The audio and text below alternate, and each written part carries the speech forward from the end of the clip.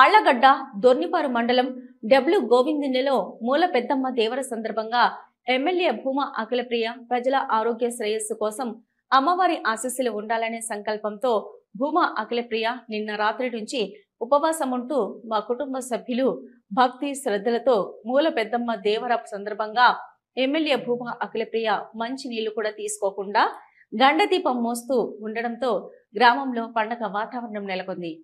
గ్రామ ప్రజలు ఊరు మొత్తం ఘనంగా మేళ తాళాలతో భూమా అఖిలప్రియ, భూమా భార్గవ్, భూమా విఖ్యాత్ రెడ్డి ర్యాలీగా మేళ తాళాలతో అంగరంగ వైభవంగా నెలకొంది.